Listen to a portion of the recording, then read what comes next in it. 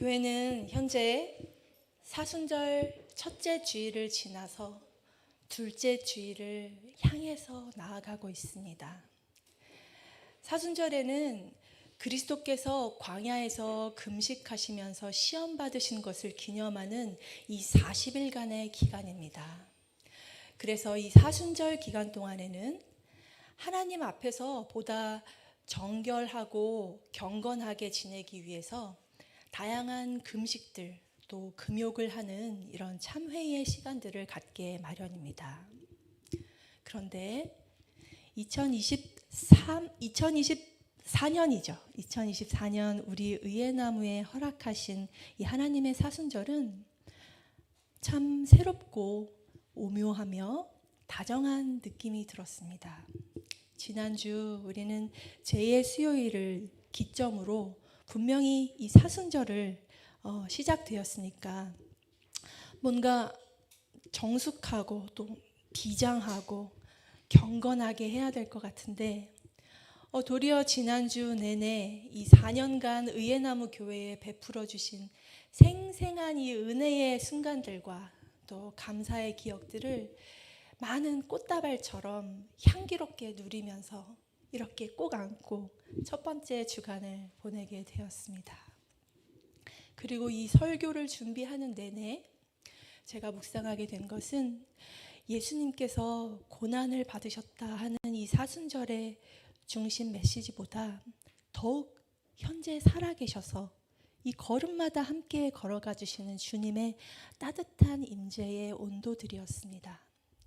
그래서 저는 오늘 이 욥기의 본문을 통해서 허락하신 모든 곤고의 여정 가운데 함께 동행하시는 우리 예수 그리스도의 눈빛과 그리고 마음, 그리고 그 마음의 메시지를 함께 전달하고 나눌 수 있는 그런 시간 되기를 소망합니다. 오늘 설교 제목은 곤고한 형제에게라는 제목으로 욥기 19장 전반에 걸쳐서 한번 진행이 되고, 또 성경 봉독은 짧게 19장 25절에서부터 27절까지 함께 합독을 하기 원합니다. 이 19장 25절에서 27절까지 함께 합독해 볼까요? 시작.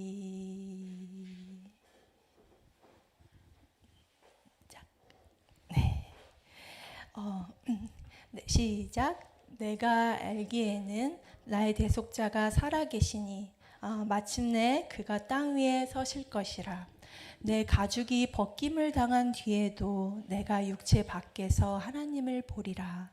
내가 그를 보리니 내 눈으로 그를 보기를 낯선 사람처럼 하지 않을 것이라. 내 마음이 초조하구나. 아멘. 네. 의회나무는 현재 큐티로 다 함께 욥기를 묵상하고 있는 시즌에 있습니다. 70인역에서 이 욥기를 살펴보니까 욥의 고난이 약 30여 년간 이렇게 진행이 되었다는 것을 알 수 있습니다. 욥은 단지 3년도 아니고 이 장정 30년의 기간 동안 이 욥의 다리에 꼭 매달려서 욥을 자꾸 넘어뜨리려고 하는 이 사단과의 싸움, 그리고 혹독한 고난 가운데 묵묵히 인내들을 쌓아 올려왔습니다. 인내했다라는 말은 곧 믿음을 지키고 하나님을 버리지 않았다, 이런 의미를 가지는데요.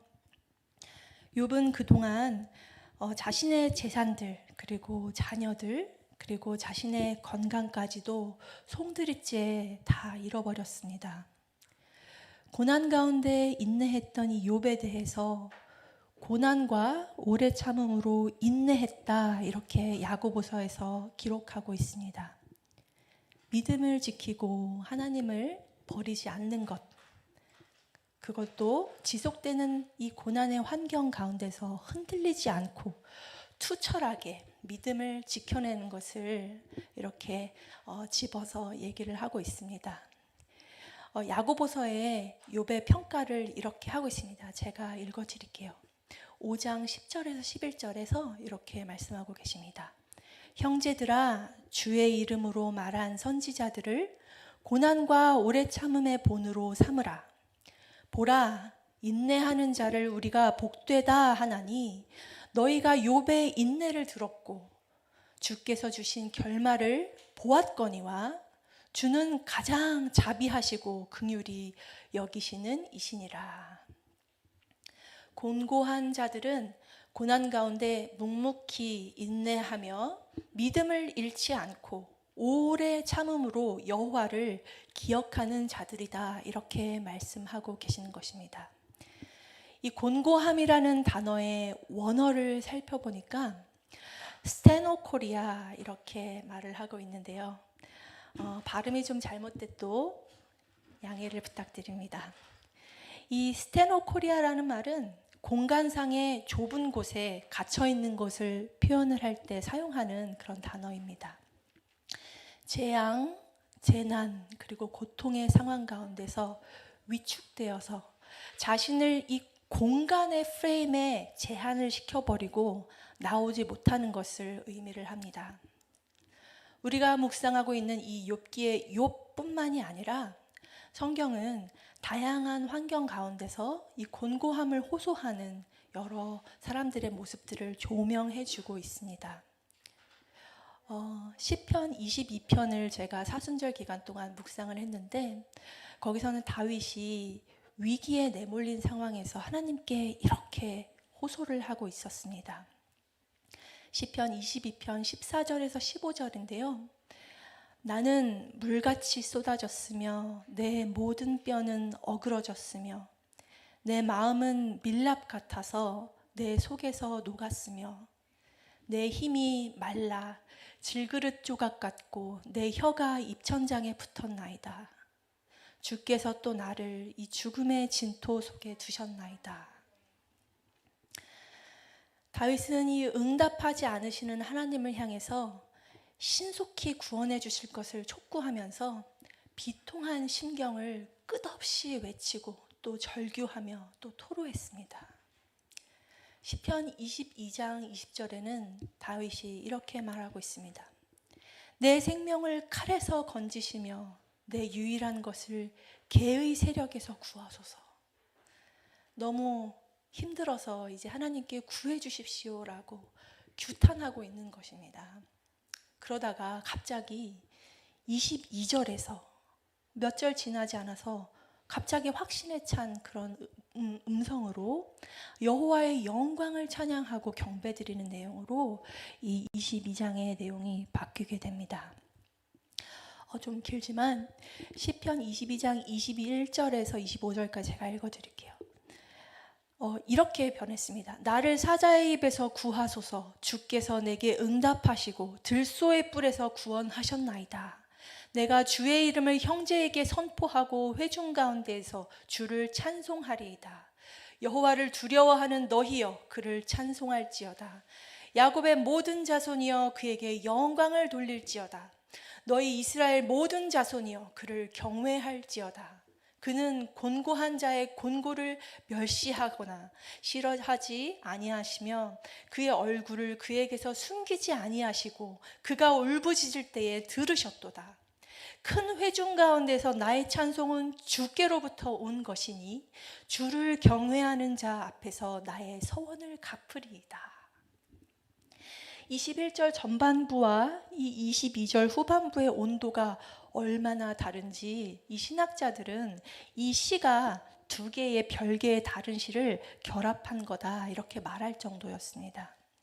하지만 이렇게 분위기가 확 달라진 것은 시편 기자의 태세가 달라진 것이 이 저자가 다르기 때문이 아니었습니다. 도리어 다윗이 이 하나님의 은총을 회상을 하게 되었기 때문입니다. 다윗은 지금까지는 하나님께 구원을 촉구하기 위해서 현재 나의 상황들을 보고 하나님께 나의 상황을 구원해 주십시오, 나의 환경들을 바꿔 주십시오 이러면서 울면서 토로를 했지만 어느 순간부터 하나님께 이 구원을 촉구하기 위해서 이 다윗의 조상들이 만난 여호와 하나님을 회상을 하게 되었습니다. 하나님, 나의 조상들이 만났던 것처럼 하나님께서 그들을 구원해 주신 것처럼 나도 구원해 주십시오. 이렇게 거슬러 올라가 봤더니 그 연결선상에서 자신에게 찾아왔었던 여호와 하나님의 구원의 역사들을 함께 발견을 하게 된 것이었습니다. 그러자 이 다윗은 이 환경의 변화가 생긴 것이 아닌데도 불구하고 그 마음의 고백이 급 전환되어서 하나님께 이 베푸실 구원에 대해서 신뢰하고 또 회중 가운데 선포하며 확신에 차서 승리의 찬양을 하나님께 올려드리는 기도를 올려드리게 된 것입니다. 여러분, 잠언 4장 23절에서는 이 마음에 대해서 말씀을 하고 계시는데요. 우리가 다 잘 아는 말씀인데 이렇게 말씀하십니다. 모든 지킬 만한 것 중에 더욱 내 마음을 지키라. 생명의 근원이 이에서 남이니라. 잠언서는 이 지켜야 할 모든 것을 다 동원해서 마음을 지킬 것을 가르치고 있는 것입니다. 마음을 지키기를 주의시키고 있는 이유는 이 가시와 돌뿌리 때문에 복음이 심겨진 이 씨앗이 낙심의 이 토양 가운데서 뿌리를 내리지 못하고 양분을 끌어올리지 못하기 때문입니다. 하나님의 말씀이 들어가서 소생시키고 또 영양분을 제공할 틈이, 이 빈틈이 보이지 않는다는 것입니다. 이것이 이 스테노코리아의 상태, 이 곤고한 상태를 의미를 하는 것입니다. 이처럼 이렇게 사람이 곤고한 상태가 찾아올 때에 우리는 우리의 마음이 쉽게 낙심이 되는 것을 지켜서 주의해야 된다, 이런 말씀을 잠언서에서 전하고 있는 것입니다. 여러분, 우리 마음이 길을 잃었을 때에도 우리 육신이 길을 잃었을 때처럼 이 로직을 한번 따라가 볼 수 있으면 좋겠다라는 생각을 해보게 되었습니다. 우리가 길을 잃었을 때 어떻게 합니까?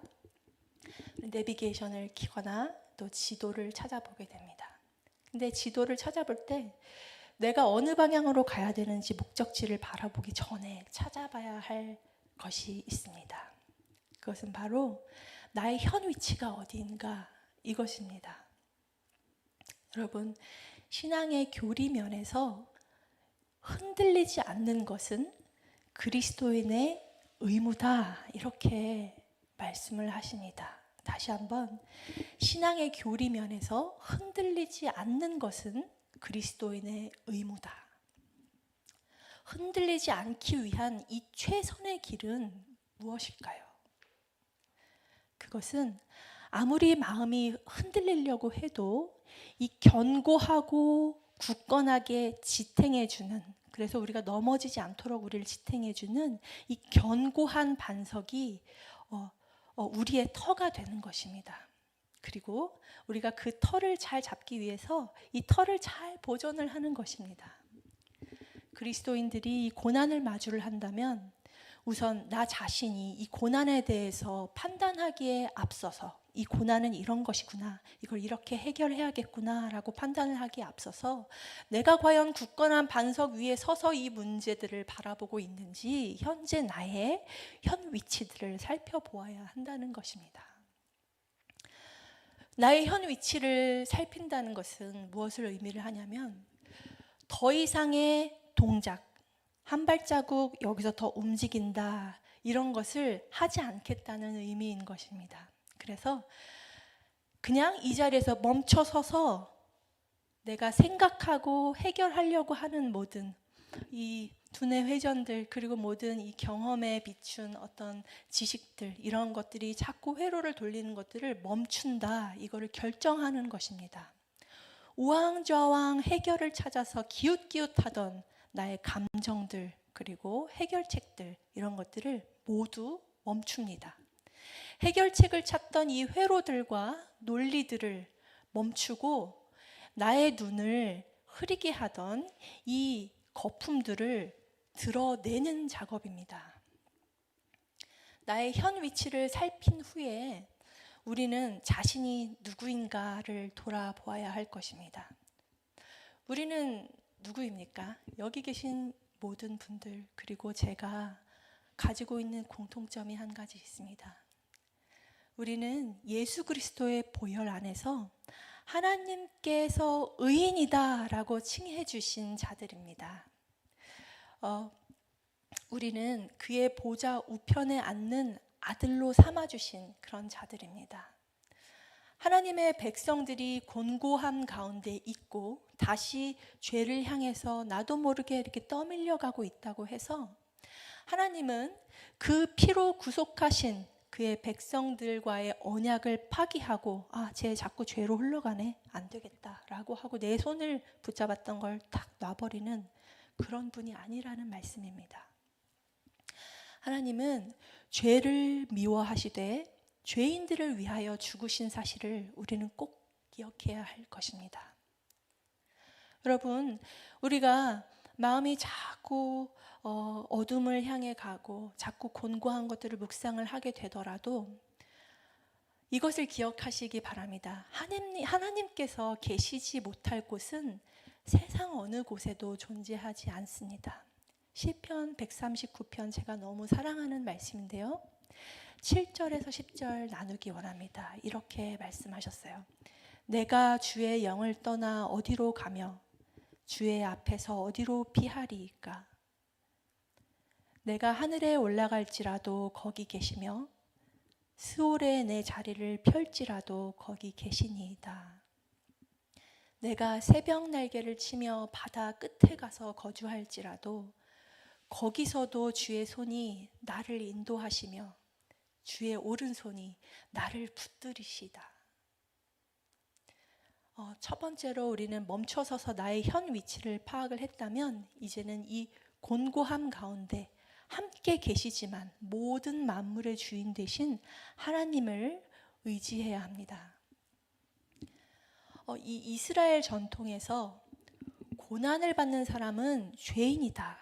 네가 고난을 받았기 때문에 너는 죄 지은 것을 증거하는 것이다 라는 이 프레임이 있습니다. 이 고난이 만약에 죄의 증거라면 아마 인류는 오래 살아남지 못했었을 것입니다.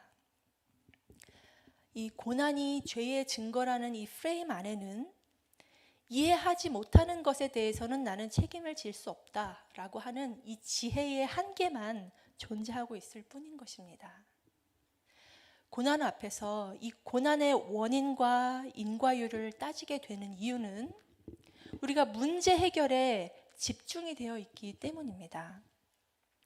문제의 해결책을 찾는 것보다 더 중요한 것은 이 문제를 바라보는 시선이 무엇으로부터 기인되고 있는지 그 중심 뿌리를 점검해 보아야 한다는 것입니다.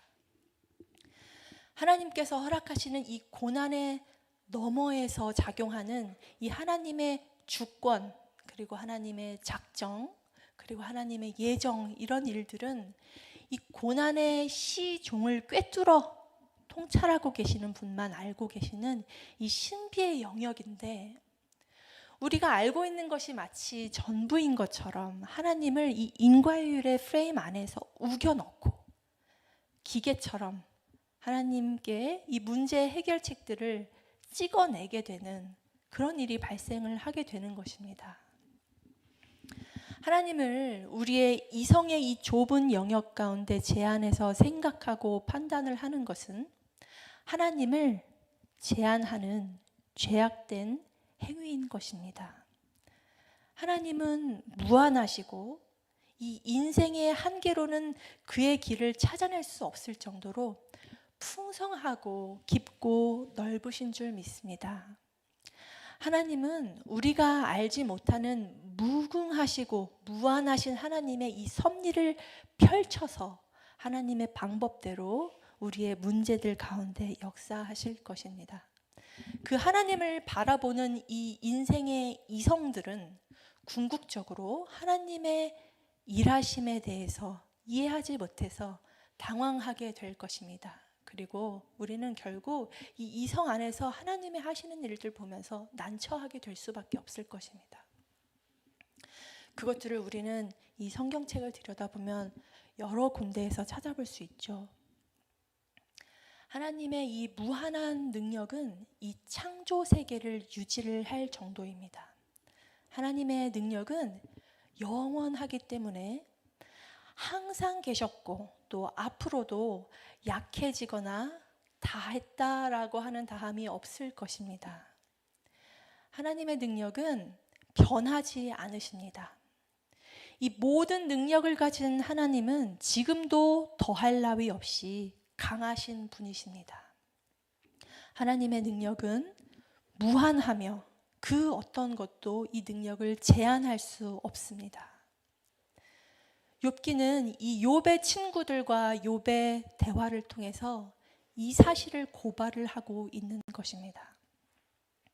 여러분, 우리의 감정과 우리의 상황들 그리고 우리의 환경들이 우리의 힘으로는 도저히 어쩔 수 없는 이런 공고함 가운데 둘러싸여서 앞뒤가 막힌 진퇴양난의 상황 가운데 있다면 더욱 이 인과율의 프레임에 갇히게 되는 것을 주의해야 할 것입니다.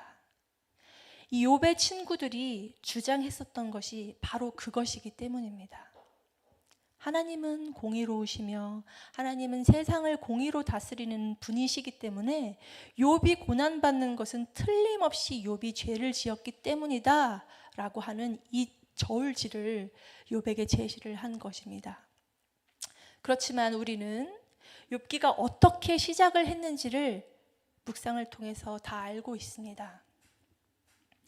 욥기는 욥이 처음에 의인이다라고 하는 것을 전제에 깔고 이 이야기를 전개해 나갔습니다. 욥은 무죄했고 그렇기 때문에 이 욥의 고난은 하나님이 내리신 벌로서 바라보는 것이 아니라는 것입니다.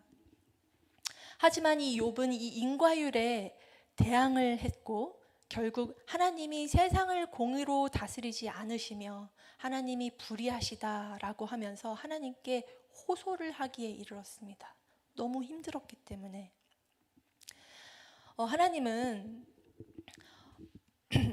빛나는 이 실체의 거울을 가지고 계시는 분이십니다. 그래서 우리가 하나님 앞에 하나님을 욕하고 하나님 앞에 하나님 나쁘다고 소리치고 또 하나님 어떻게 그럴 수 있냐라고 하면서 하나님께 소리를 치고 그런 기도를 하더라도 이것이 하나님께 드려지는 기도라고 한다면 하나님께서는 이런 투명한 거울 같은 걸 갖고 계셔서 이 거울로 이렇게 우리를 보실 때 우리가 이렇게 겹겹이 보여지는 것이 아니라 우리가 투명인간처럼 되어서 우리의 중심들이 한눈에 다 보이신다는 그런 것입니다.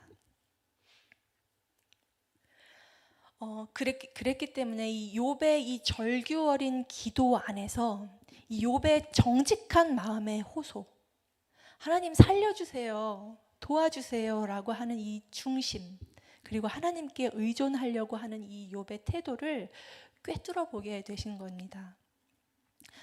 고난과 곤고와 한계 가운데 자청해서 들어가는 사람들도 있죠.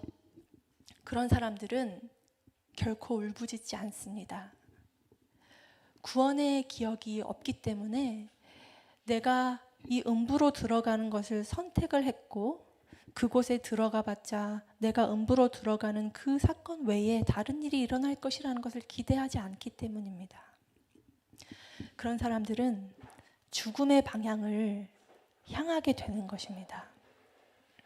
그렇기 때문에 우리가 곤고함 가운데 있을 때에는 하나님 앞에 마음껏 소리치고 하나님 앞에 마음껏 나의 마음을 다 토로해서 기도를 하는 것도 하나님께서 다 이해하시는 그런 방편이라는 말씀을 드리는 것입니다. 이 곤고한 자들은 고난과 곤고와 그리고 이 한계 가운데에서 기록된 말씀들을 향해서 살아갑니다. 이 같은 고난 가운데 처해 있다 하더라도 이 인생을 바라보는 출발 지점과 그리고 목표 지점 그리고 그 진행 과정들이 완전히 반대 방향인 것입니다. 곤고한 자들은 이들의 예배가 고난으로 인해서 막혔을지는 몰라도 이들은 이 인생의 최하위 바닥에서 창조주 하나님을 기억을 하고 하나님을 찾으며 나에게는 도움이 없다고 울부짖는 자들입니다. 우리가 앞에서 살펴봤었던 이 다윗의 시는 하나님께서 하나님을 향해 울부짖는 자들에게 어떻게 응하시는지를 나타내주고 있습니다. 시편 22편 1절에서 2절에서 이렇게 말씀하고 계십니다. 그는 곤고한 자의 곤고를 멸시하거나 싫어하지 아니하시며 그의 얼굴을 그에게서 숨기지 아니하시고 그가 울부짖을 때에 들으셨도다. 여러분, 저는 이 교회 밖에서 예전부터 알고 지내던 미자립 청년들을 만나게 되는 일들이 종종 있습니다. 얼마 전에 그 중에 한 청년이 저에게 이렇게 고백을 했는데, 이 고백이 이 마음속에 이렇게 종이접기 하듯이 이렇게 한 켠에 이렇게 접혀 있어요. 그 청년에게 제가 얘야, 너는 기도 제목이 뭐니? 라고 물어보니까 그 친구가 기도를 안 한 지 너무 오래됐는데도 불구하고 저에게 기도 제목을 쭈뼛쭈뼛 얘기를 하더라고요. 이렇게 얘기를 하더라고요. 쌤, 제가 힘들 때 하나님을 다시 부를 수 있도록 마음이 열렸으면 좋겠습니다. 이렇게 얘기했습니다. 여러분, 기도를 하고 싶어도 마음이 열리지 않아서, 입이 떨어지지 않아서 기도를 할 수 없을 때에 그냥 하나님의 이름을 불러도 하나님은 우리의 마음을 다 아시는 분이십니다. 이사야서 40장 25절 26절에서 이렇게 말씀하십니다. 너희는 나를 누구와 견주겠느냐? 누가 나와 같겠느냐? 거룩하신 분이 말씀하신다. 눈을 높이 들어 위를 쳐다보라. 누가 이 모든 것을 창조했느냐? 그분은 별자리들을 하나하나 불러 그것들을 각각 이름대로 부르신다. 그분의 능력은 크시고 힘은 강하시니 하나도 빠지지 않고 부르신다. 사랑하는 성도 여러분, 고난 가운데 계십니까? 또는 고난 가운데 지나고 있는 사람과 함께 계십니까? 여러분, 나를 지으시고 내 이름을 아시며 나의 이 머리털까지 세심받으시는 하나님께서는 지금 살아계시는 나의 아버지이십니다. 그분은 그 고난의 한가운데를 아무런 장애물이 없는 것처럼 통과하시는 분이십니다. 인생의 한계가 불가능이다라고 말하는 이 영역으로 우리를 이끌어 가시고 우리를 통해서 역사하실 것입니다. 인생의 한계에서는 망할 것 같은 그 순간이 하나님께는 승리의 방식으로 인생을 구원하는 그 방식이 될 것입니다. 하나님께서 지금 내가 겪고 있고 또 나의 형제들이 겪고 있는 이 고난의 풀무불 한가운데서 우리와 함께 하시며 우리를 붙들어주고 계심을 우리는 꼭 기억해야 할 것입니다. 그 붙잡고 계신 손이 온기를 찾아서 그곳으로부터 역사하고 계시는 이 하나님을 찾아 수를 세고 은혜의 중심에 서서 은혜를 받을 준비를 하고 일어나는 일들을 은혜를 받을 작정으로 목도를 해야 할 것입니다. 최근에 예수님으로부터 돌아섰던 한 청년이 고난의 오랜 기간들을 지나면서 갈급한 마음으로 이렇게 기도를 했습니다 라고 하면서 저에게 이렇게 나누어 주었어요. 선생님, 저는 형사처벌을 받은 한 공동체에서 심적으로 그리고 물적으로 피해와 손상으로 힘들어하는 여러 날들을 보내서 오늘까지 왔습니다. 그리고 그동안 정말 열심히 살아내서 이제는 내가 공무원이 되겠다, 내가 그 첫 번째 모범안이 되겠다라고 하면서 그 과정을 밟기 위해서 장학금을 신청하게 되었습니다. 선생님, 그런데 제가 장학금을 신청을 하자니 나도 모르게 너무 떨리더라고요. 그래서 내 마음의 이 중심으로부터 나도 모르게 내가 너무 미워했었던 하나님께 기도가 올라오더라고요. 솔직히 선생님, 하나님께서 나를 어떻게 보실지 모르겠습니다. 그리고 제가 교회 간다고 해도 교회가 나를 바라보는 시선이 어떨지 정말 상상을 하기가 어렵습니다. 하나님이 나를 싫어할 것 같고 교회가 나를 향해서 손가락질을 할 것 같습니다. 선생님, 이런 상황에서 나는 두려움만 엄습하고 어떻게 기도를 해야 할지 모르겠습니다. 기도가 어떻게 하는 건지 모르겠습니다. 감정을 토로하는 건가요? 아니면 나의 상황들을 있는 그대로 차례대로 나열을 해서 하나님께 보고를 드리는 것인가요? 이렇게 얘기를 했어요. 우리가 이 욥의 경우와 마찬가지로 곤고함 가운데 처해지는 데는 아마 분명히 이유가 있을 것입니다. 그럼에도 불구하고 하나님께서는 이 욥의 친구들이 하나님에 대해 잘못 말했다고 말씀하셨고, 반면에 욥은 하나님에 대해서 네가 옳게 말하지는 않았지만 하나님께서는 욥의 중심을 보고 네가 바르게 말했다라고 말씀을 하셨습니다. 그것은 주님께서 이 욥의 말을 곧이곧대로 들으시는 분이라기보다는 그 중심을 꿰뚫는 분이시라는 것을 우리에게 말씀해 주시고 싶으셔서 이렇게 작성하신 것일 것입니다. 하나님께서는 이 욥이 고난 가운데 붙들고자 했던 이 수고와 정직의 중심을 보고 인정해 주신 것입니다. 욥은 그가 가진 모든 지혜를 다 통틀어서 하나님을 믿는 믿음에서 흔들리지 않으려고 최선을 다해 노력을 했습니다.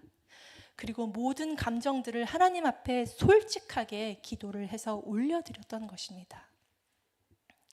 죄를 사함받은 그리스도인들은 옳고 그름을 판단하는 이 경솔한 잣대들을 다 내려놓고 하나님 앞에 경외하는 마음으로 나아가서 어린아이와 같은 솔직한 심정으로 무엇이든지 나의 마음을 다 쏟아내야 할 것입니다. 제가 사랑하는 어떤 한 선교사님이 계시는데요. 선교사님은 정말 하실 줄 아는 분야가 너무 많으셔서 이 다음 스텝에서 내가 어떤 방향으로 이 사역을 이끌어 나갈지 고민하는 단계에 계셨습니다. 그러면서 이 길로 가야 하나 아니면 저 길로 가야 하나 고민이 너무 많이 돼서 어떻게 기도를 할지 모르는 상황 가운데 있었다고 합니다. 그러다가 이렇게 카톡에 올라오는 사진 말고 가족들끼리만 알고 있는 이 선교사님의 생일이 되었는데 그 딸이 원래 먼 곳에서 공부를 하고 있는데 그 딸이 생각지 못한 꽃다발을 이 선교사님께 보내왔다고 합니다. 그런데 이 선교사님이 뜻하지 않은 이 꽃다발을 받으면서 이 꽃다발을 통해서 자신의 모습이 보였다고 해요. 하나님, 제가 하나님께 올려드리는 사역을 하고 싶은데요. 그러니까 하나님께 꽃다발을 드리고 싶습니다. 하나님께 꽃다발을 드릴 건데요. 하나님, 빨간색이 좋으세요? 노란색이 좋으세요? 두 송이 할까요? 세 송이 할까요? 꽃다발로 할까요? 아니면 화분으로 할까요? 아니, 안 드려도 될까요? 제 마음 다 아시잖아요. 이렇게 얘기하는 자신의 모습을 말입니다. 그랬더니 하나님께서 이렇게 말씀하셨대요. 얘야, 그건 네가 정하렴. 이렇게 말씀을 하셨다고 해요. 여러분, 사랑을 드릴 때에 이 올바르게 사랑을 전하는 것도 중요한 일이겠지만 그것이 모든 만물에 하나님께 드리는 사랑이라면 우리 안에 옳은 것과 그른 것을 판단하는 것, 그리고 뭔가 더 나은 것을 판단하는 것, 이게 무슨 상관이 있겠습니까? 하나님 자신이 옳으신 분이시고 하나님 자신이 최고의 분이시기 때문입니다. 우리가 이런 마음으로 곤고한 자 곁에 설 수 있게 되기를 소망합니다. 그들 안에 계신 하나님을 발견을 하고 그에게 어떤 것을 어떻게 함께 해야 하는지, 어떻게 도와야 하는지, 다른 것을 몰라도 이 그리스도 예수께 이 받은 사랑을 기억을 하고 온 마음 다해서 그냥 사랑하는 것을, 내가 받은 사랑을 다 전할 수 있는 그런 사람이 될 수 있게 되기를 소망합니다. 의의 나무가 창립을 하면서 처음에 붙은 말씀은 이사야 61장 4절 말씀이었습니다. 오래 황폐하였던 곳을 다시 쌓고 옛부터 무너진 곳을 다시 일으키고 황폐한 성읍 곧 대대로 무너져 있던 것을 중수하는 것, 이것이 이사야 61장 4절 말씀에 여호와의 영광을 나타낼 자라 일컬음을 받게 하는 자들, 그들이 하는 것입니다.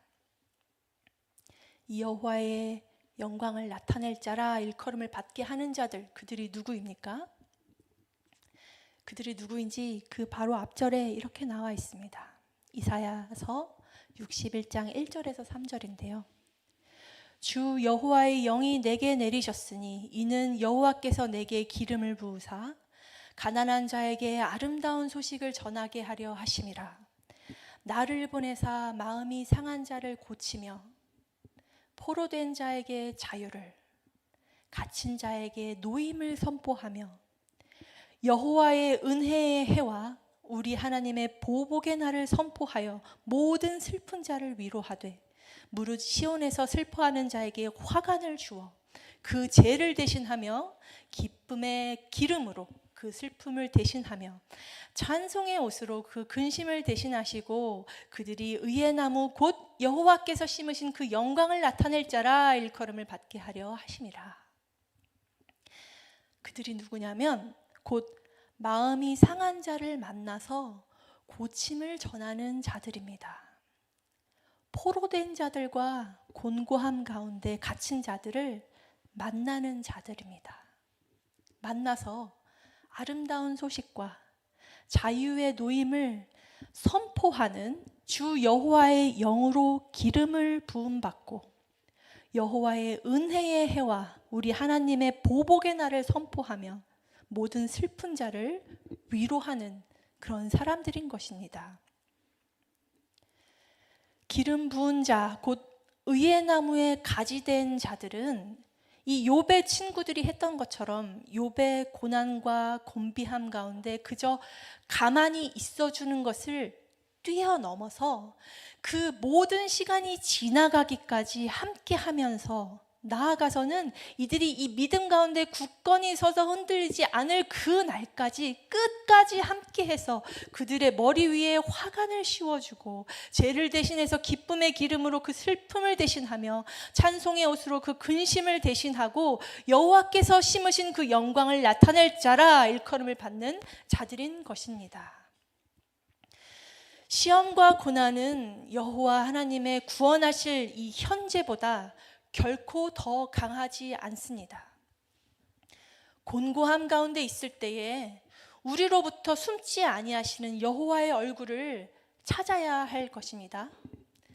그 고난의 여러 페이지 가운데 정금같이 빚어지는 그 순간 우리는 눈을 비비고 거울에 비친 나의 모습을 보면서 괄목상대 이렇게 외치게 될 줄 믿습니다. 이전에는 나의 눈에 거울밖에는 보이지 않았지만 그 거울 저편에 고난을 벗어낸 나의 모습, 그 정중앙에 여호와 하나님의 권위와 예정하심이 빛으로 빛나고 있음을 우리는 만나게 될 것입니다. 그리고 우리는 이 시편 22편 하반절인 23절부터 31절과 같이 하나님을 찬양하고 선도하게 될 것입니다. 우리가 이렇게 기도를 하면 하나님께서 하나님의 선하시고 변하지 않으시며 영원하신 열심으로 그의 아들들과 눈과 눈을 마주하면서 응답을 해 주실 것입니다.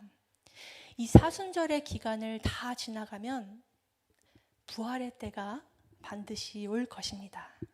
그때 우리는 이 욥의 고백과 같이 예수 그리스도의 부활의 믿음을 이 비늘이 벗겨진 눈으로 바라볼 수 있게 될 것입니다. 모든 것이 막힌 것 같은 상황 가운데 계시다면 온전히 기뻐할 수 있는 저와 우리 모두 될 수 있게 되기를 예수 그리스도의 이름으로 축복합니다. 그리고 그 상황을 맞닥뜨리게 되었을 때 이것을 하나님의 사인으로 여기고 이렇게 생각할 수 있었으면 좋겠습니다. 머릿속에 기억의 종이 맑은 소리를 내면서 울리면 우리는 이 말씀을 기억을 하고 내가 생각하고 찾고 있던 모든 해답들과 생각들 그리고 여러 해답들을 다 멈출 수 있게 되기를 바랍니다. 그리고 이 고난을 허락하신 하나님께로 우리 시선을 옮길 수 있게 되기를 바랍니다. 문제를 잘 해결하는 능력을 구하려고 애쓰던 이 분주하고 조급한 마음들 가운데 평강이 찾아오게 될 것입니다.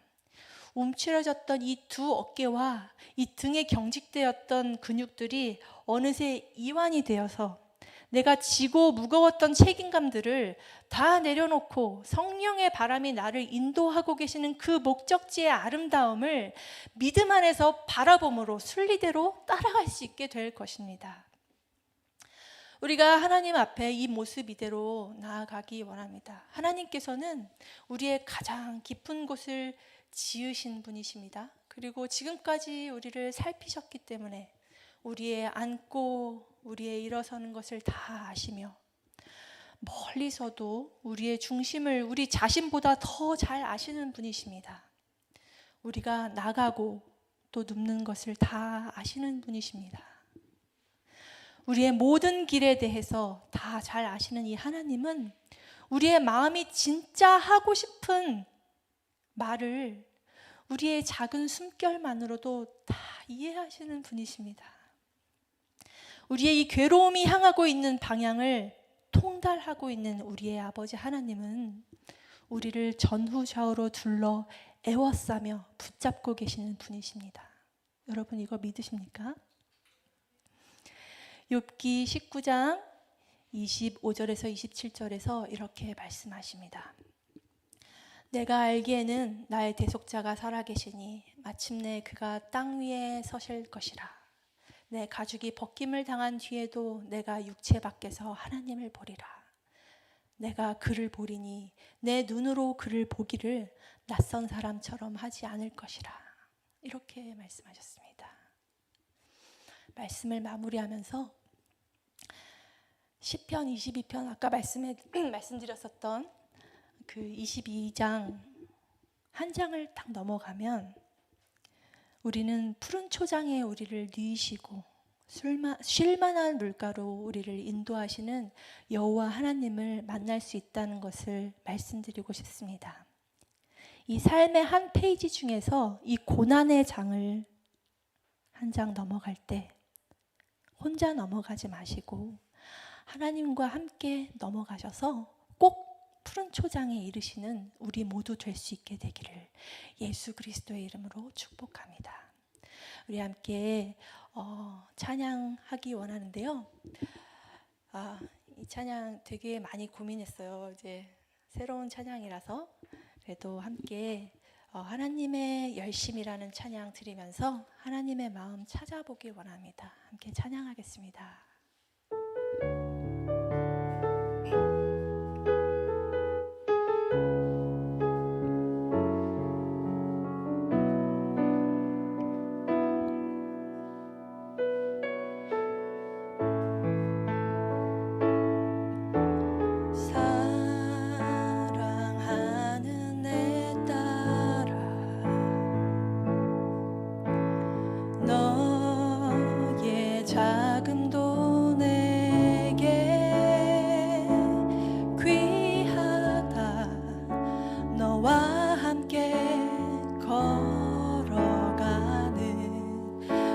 시간이 내게 힘이라.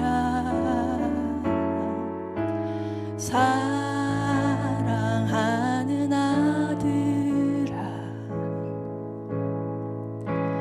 내 연약함도 내게 금이라. 너와 함께 양들이 돌아오리라.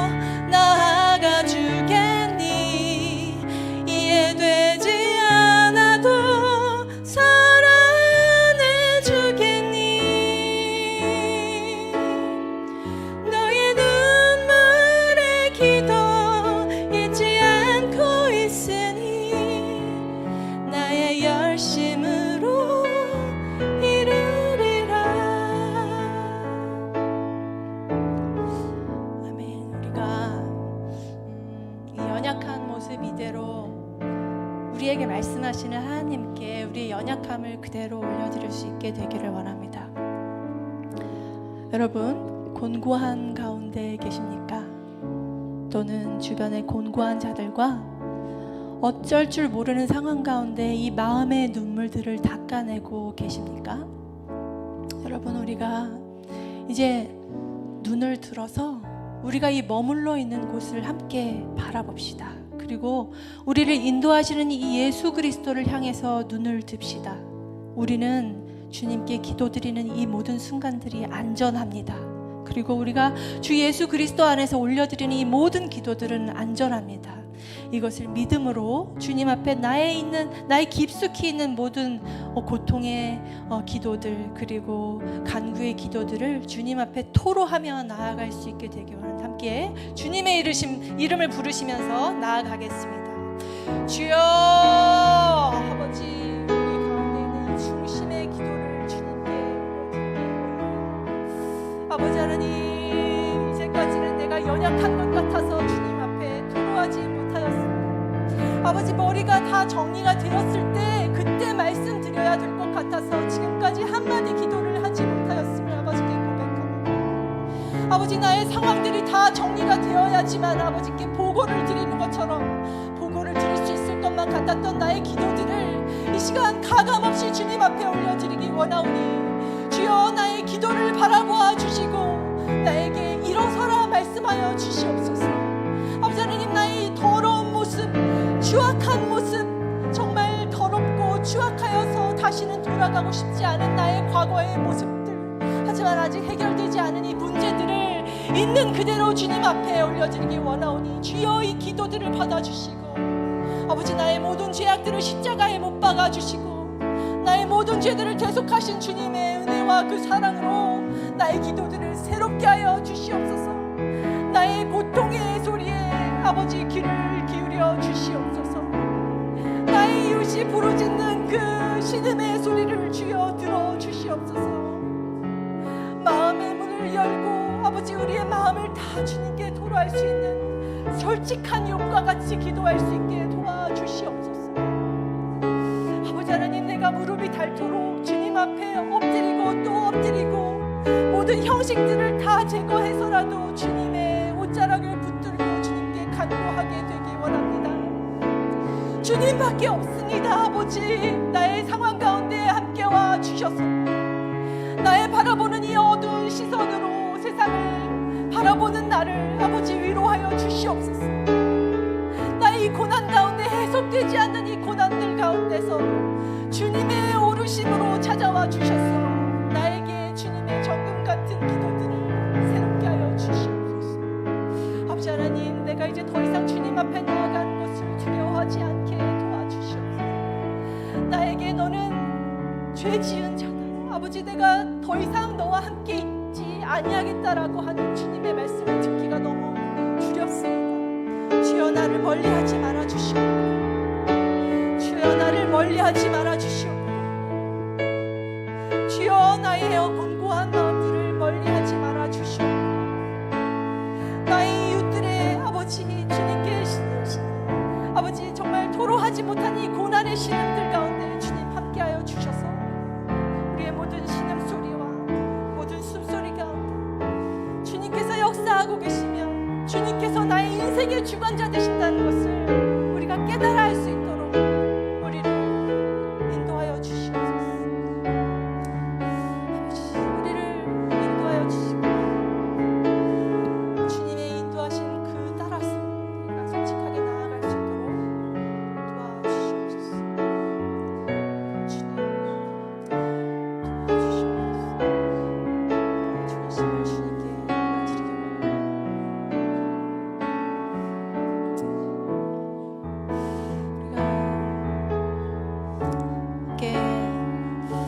기도하면서 나아가기 원합니다.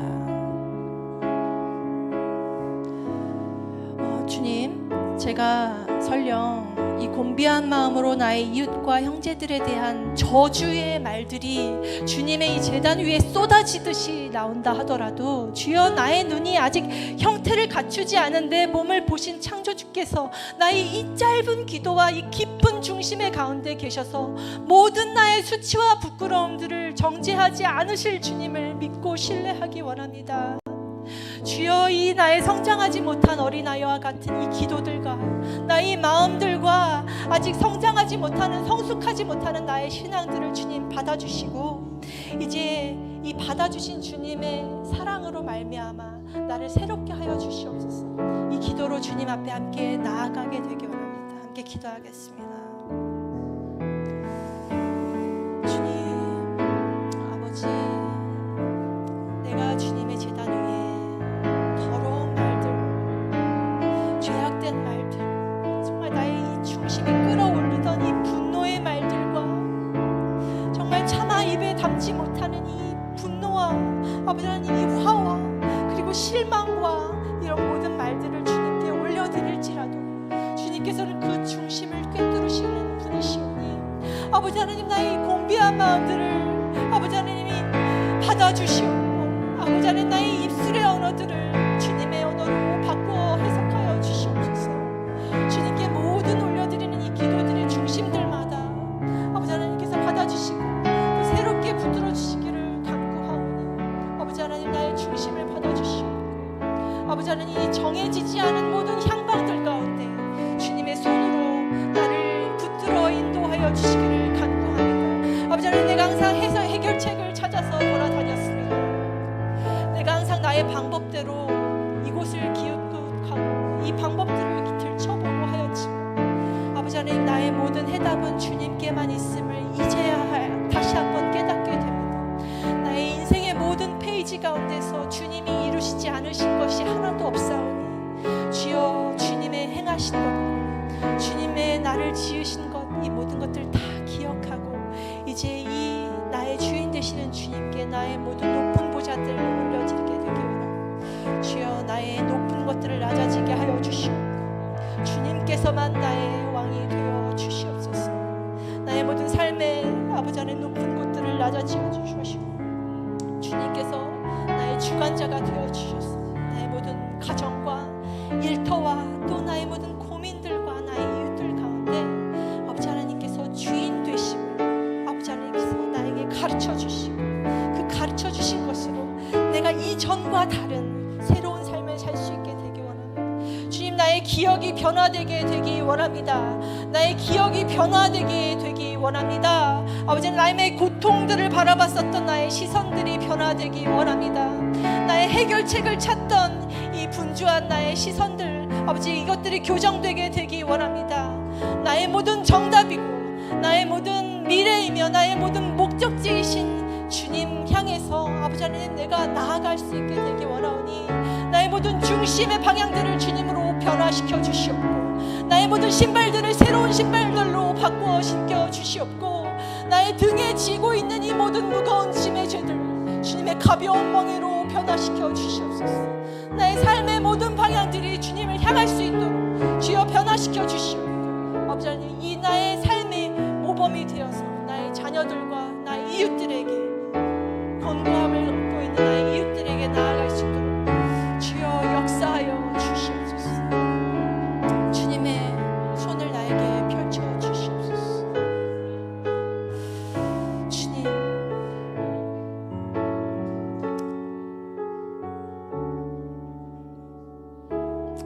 그렇습니다. 나의 모든 곳을 뒤져봐도 내가 나를 바라볼 때에는 온갖 더러운 것들, 추악한 것들, 이런 것들밖에 발견이 되지 않습니다.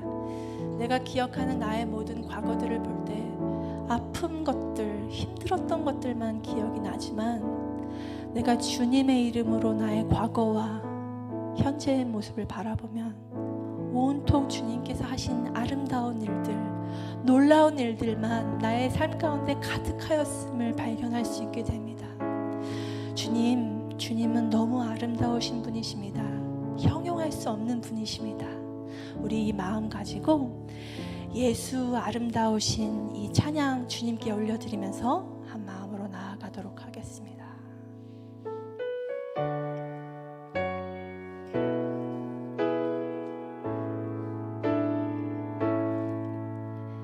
예수 아름다우신 위대하신 주님, 부활의 주, 어린 양 거룩과 공의, 새벽별 같은 나의 구주, 모든 하늘 찬양해,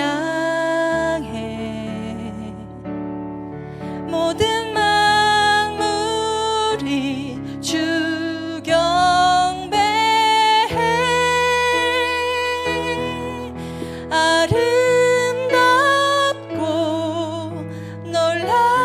놀라우신 모든 이름보다 높은 이름, 아름답고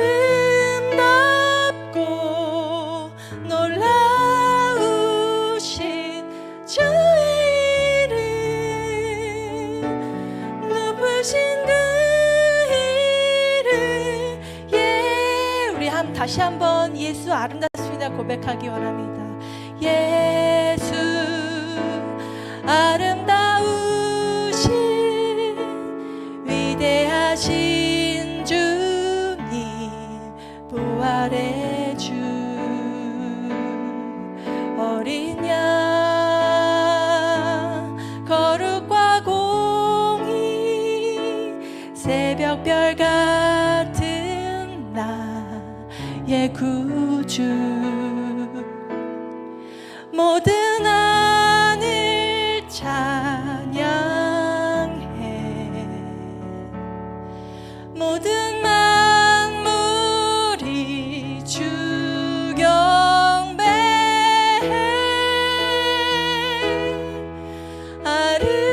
아름답고 놀라우신 모든 이름보다 높은 이름, 아름답고 놀라우신 주의 이름, 높으신 그 이름, 예수.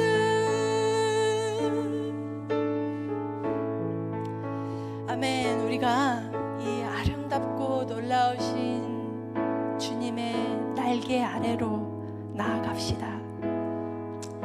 예수님은 이 광야에서의 40일의 시험들을 다 이겨내고, 십자가의 고통을 이겨내고, 사망을 이겨내고 다시 사셔서 우리 가운데 거하기까지 단 한 번도 죄 지은 우리를 포기하지 않으신 분이십니다. 이 세상에 말하는 인과율이라는 속임수로 덮고 인간을 곤고함으로 밀어넣고 참소하려던 그 자가 어디에 있습니까? 호세아 13장 14절에 이렇게 말씀하고 계십니다. 내가 그들을 수월의 권세에서 속량하며 사망에서 구속하리니, 사망아 내 재앙이 어디 있느냐, 수월아 내 멸망이 어디 있느냐, 뉘우침이 내 눈 앞에서 숨으리라.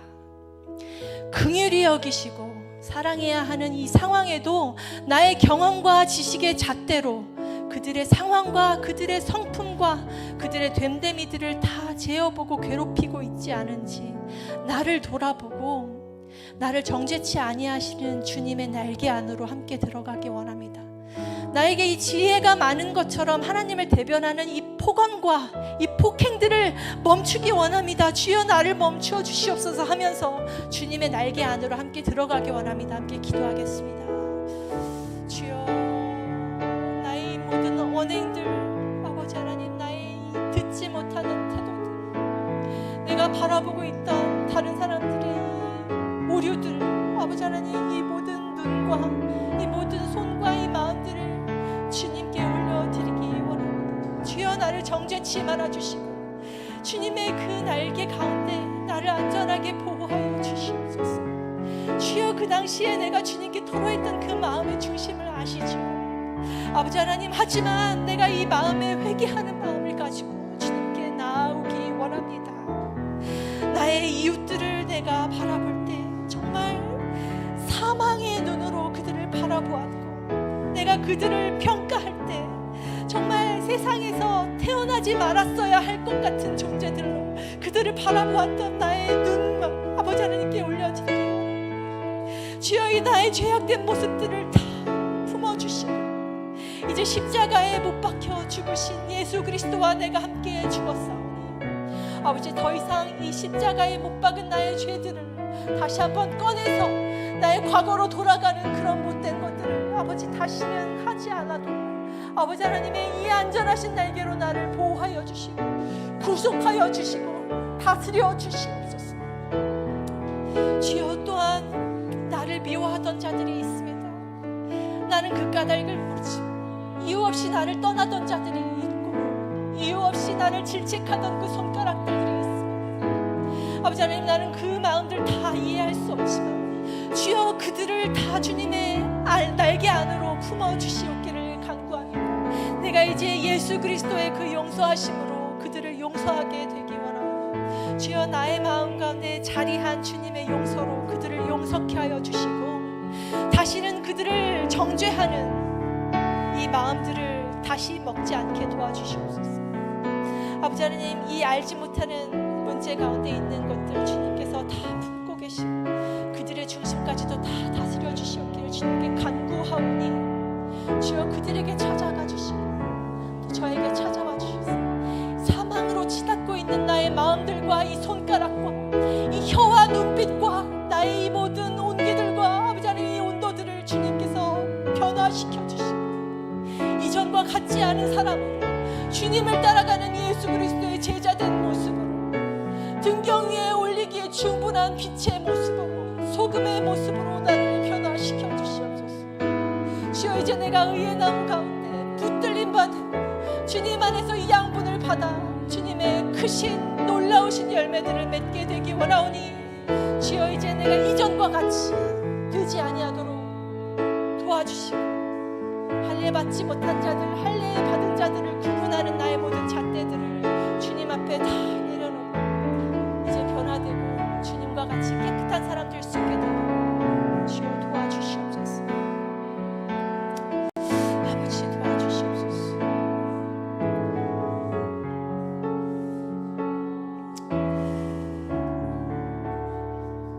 두 번째로 기도하기 원하는 것은 우리가 이 사순절을 지나면서 예수 그리스도께서 우리의 죄를 대속하시고 그 십자가에 못 박히셨던 주님의 어려움을 바라보기 원합니다.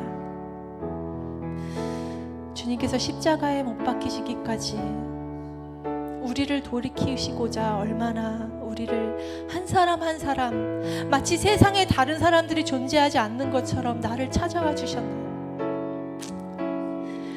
나의 모든 죄들을 아무런 대가 없이 다 빼서 주님의 이 하얀 보혈로 나를 깨끗게 하시고 오히려 주님께서 그 십자가에서 나의 죄를 대속하여 죽으신 주님의 그 은혜를 바라보기 원합니다. 주님, 예수님 원래 그 죄는 다 나의 것이었습니다. 그 십자가는 나의 것이었습니다. 주님 올라가신 그 골고다 언덕 가운데 내가 나의 십자가를 지고 나아갔어야 하는 것입니다. 주님, 그때 얼마나 아프셨습니까? 주님, 그때 얼마나 절망 가운데 계셨습니까? 행여 그 절망과 사망 가운데서도 나를 놓칠까봐 얼마나 나를 꼭 붙들고 끝까지 내가 나와 함께 낙원에 있으리라 라고 말씀하여 주셨습니다. 주님의 그 은혜를 바라보기 원합니다. 이 시간 우리 함께 잠잠하게 조용히 주님 앞에 눈을 감고 나아가게 원합니다. 주님의 십자가를 내 눈앞에 올려두고 주님 손에 나의 손을 포개고 주님 발에 나의 발을 포개고 주님께서 나를 구원하셨음에도 불구하고 지금까지도 시시때때로 나도 모르는 죄들을 계속 범하고 알고도 짓는 죄들을 계속해서 범하고 있는 나의 이 습성들을 돌아보기 원합니다. 아버지 하나님, 예수님 그 흘리신 보혈로 저를 깨끗게 하셨사오니 제가 이전과 같지 않으신, 이전과 같이 다른 사람들을 낭만 가운데로 몰아넣는 죄를 범하지 아니하도록 도와주시옵소서.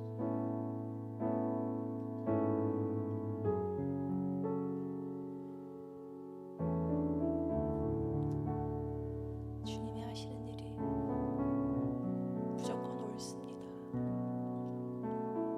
주님만 옳습니다.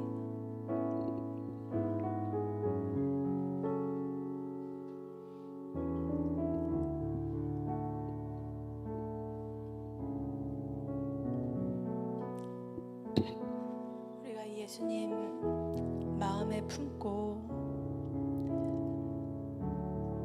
주님께서 우리에게 찾아오신 이 순간들을 다시 한번 생각을 하면서 이 찬양, 이 마음에 품은 주님께 올려드리기 원합니다. 사랑하셔서 오셨네. 이 찬양 우리 마음 가운데 계시는 주님께 올려드릴 수 있게 되기 원합니다.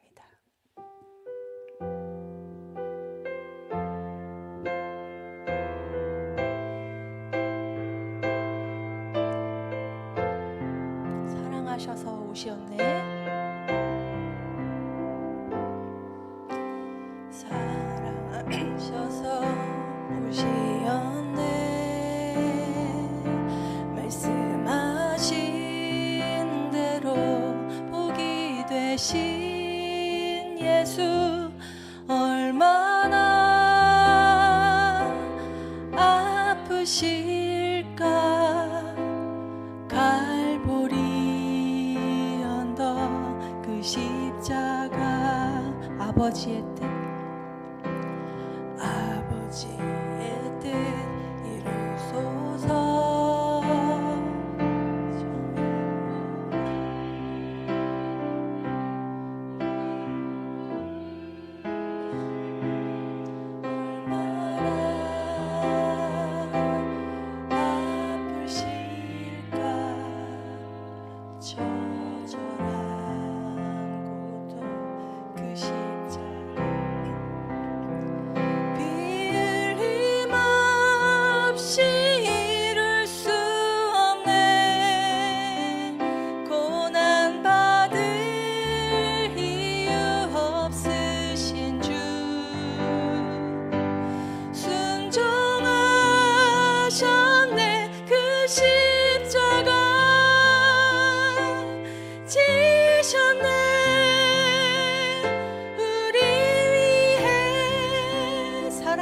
다시 한번 찬양하겠습니다. 사랑하셔서 오셨네. 말씀하신 대로 본이 되신 예수 얼마나 아프실까. 갈보리 언덕 그 십자가 아버지의 뜻, 아버지의 뜻 이루소서. 저며 오는 아픔 모두 거두시리. 얼마나 아프실까. 처절한 고통 그 십자가 피 흘림 없이 이룰 수 없네. 고난 받을 이유 없으신 주 순종하셨네. 우리 위해 지셨네. 피 흘림 없이 이룰 수 없습니다. 피 흘림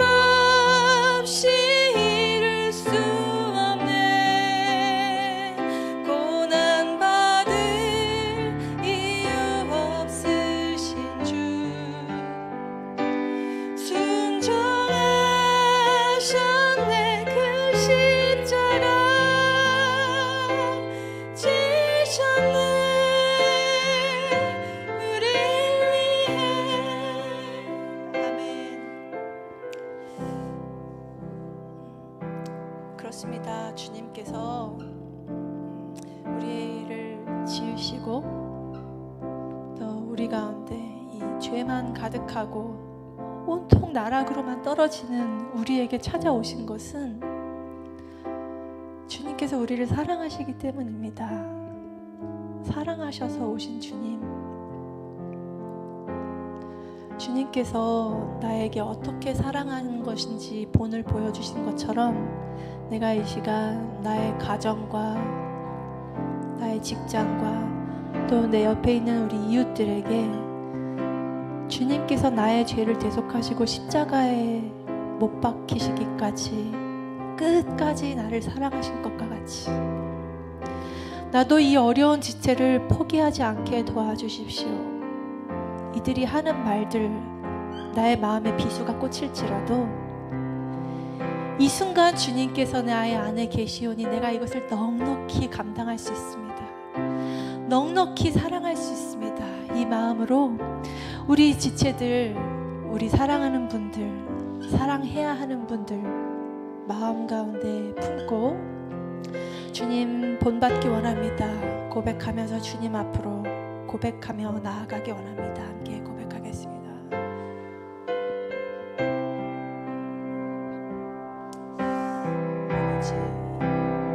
정말 때로 내가 이 사람들을 감당할 수 없을 때가 너무 많이 있었음을 고백합니다.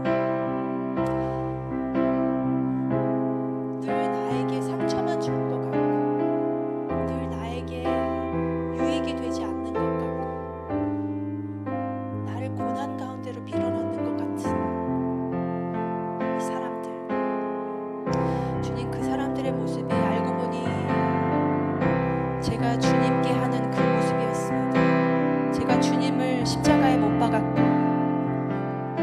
제가 주님을 채찍질하였고 제가 주님을 돌아가시기까지 밀어붙였습니다. 그럼에도 불구하고 주님 나를 끝까지 사랑하시며 나의 모든 죄들을 십자가에 도말하시고 나를 사랑하시되 끝까지 사랑하셨습니다. 이제 모든 사망을 이기고 나에게로 부활하여서 다시 찾아오시며 너도 나의 제자들을 먹이라 라고 하시면서 주님의 그 거룩하신 직분을 나에게 입히시고 주님의 그 거룩하신 사역들을 나에게 위임하셨습니다. 아버지 하나님, 이제 나에게 붙여주신 이 주님의 어린 양들을 충분히 먹일 수 있는 사랑으로 나를 덮어주시옵소서. 주님, 나에게는 그 사랑이 없고 주님, 나에게는 그 넉넉히 이길 수 있는 체력과 건강과 아버지 재정이 없습니다. 그 모든 것이 주님 안에서 다 해결이 될 텐데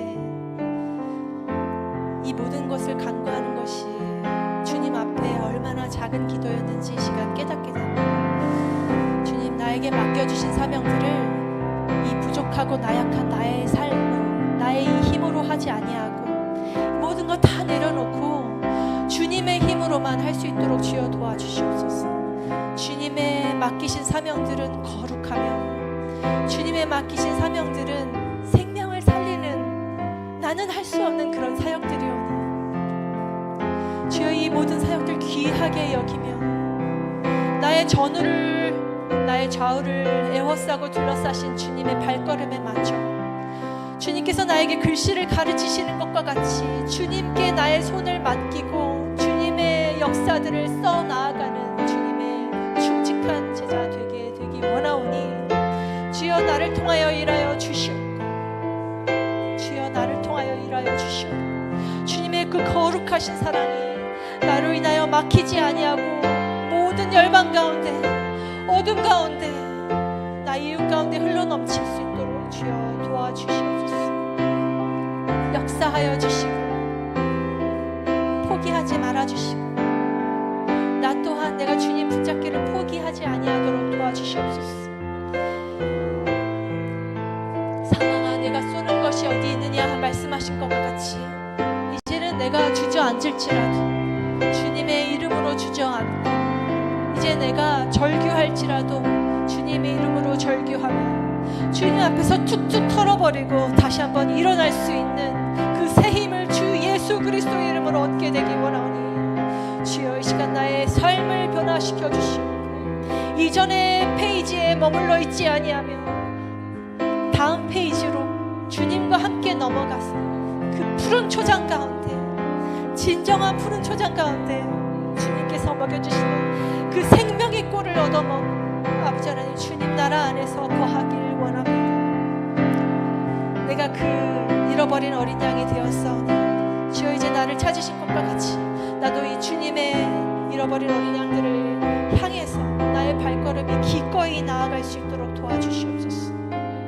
모든 어려운 사역들 가운데 힘들고 불가능할 것 같은 사역 가운데 이제 내가 이 한 발자국 뗄 때에 요단강이 열리게 될 것이고 내가 이 한 발자국을 뗄 때에 바다 위로 건너간 주님을 따라 건너갈 수 있게 될 것이고 내가 이 한 발자국을 뗄 때에 이 땅 가운데 제한되어 있는 모든 묶인 것들이 풀리며 주님께서 나를 마주하시고 나를 얼굴과 얼굴로 마주하시는 주님 나라가 내 앞에 있을 것임을 믿고 선포하게 되기 원하오니 이제 다윗이 그 페이지를 넘겨서 주님 앞에 찬송과 찬양 올려드리고 모든 열방 가운데 예수 그리스도의 이름을 선포하는 그 자리에 간 것과 같이 나도 이제 주님의 이름을 선포하며 세상 가운데 승리를 선포하며 나아갈 수 있는 주님의 다음 페이지를 넘길 수 있는 그 거룩한 종 될 수 있게 되기 원합니다. 내 눈에 아무것도 보이지 않아도 내 발걸음에 다음 스텝이 마치 낭떠러지와 같더라도 그곳에서 주님이 일하실 것입니다. 내가 이 한 걸음을 뗄 때에 주님께서 일하게 되실 것입니다. 그곳에서 주님께서 기다리고 계시며 나의 발걸음 가운데 나의 모든 반석이 되시며 나의 의지할 모든 것이 되실 줄 믿사오니 이 시간 나의 선포하는 이것이 이 밤에 머무르지만 아니하게 도와주시고 이것이 오늘과 내일과 또 2월과 3월 그리고 이 2024년을 둘러 나의 모든 걸음마다 주님을 향해서 나아가는 주님 함께 걸어가는 그 거룩한 발걸음 될 수 있도록 역사하여 주시옵소서.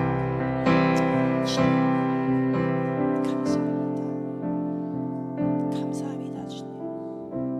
감사합니다. 우리의 마음 가지고 주님 나에게 뭐라 말씀하시는지요.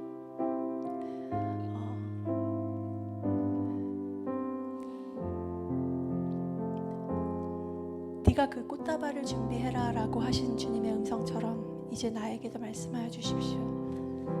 주님의 음성에 귀를 기울 수 있는 5분 동안 될 수 있게 되길 원하고요. 우리 9시 45분 되면 다 함께 마음 가운데 가지고 계신 모든 기도의 제목들 주님 앞에 숨김없이 남김없이 토로하는 그런 기도 시간 될 수 있게 되기를 원합니다. 함께 기도하심으로 침묵 기도 가운데 나아가겠습니다.